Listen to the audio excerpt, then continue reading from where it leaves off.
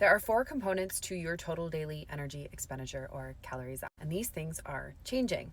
The changes are going to be more subtle unless something changes drastically with your health, with your body weight, with your activity levels. But we have the thermic effect of food. So this comprises the smallest portion, the amount of energy required to digest and assimilate your food. Then we have the second smallest, which might surprise you, which is intentional exercise. Now, this is what people typically think of as going to lift weights, Orange Theory, CrossFit, anything where you're intentionally going out to move your body. Now, technically, those 10K steps that you're always trying to get, or 15, 20K, those are intentional activities. So those would fall into this bucket. So that can absolutely impact your calorie expenditure. But NEAT, non-exercise activity thermogenesis, this is the most overlooked and comprises for most people the second biggest chunk of your total daily energy expenditure aside from your basal metabolic rate, which is just the amount of energy required to sustain your daily functions if you were to lay in bed all day. Now, a lot of NEAT, that non-exercise activity, is the activity you're doing throughout the day that is not intentional. So me walking into the grocery store, doing chores, fidgeting, blinking. A lot of this subconscious movement, you notice the people who are just constantly moving, they can't sit still. This varies a lot from person to person and can also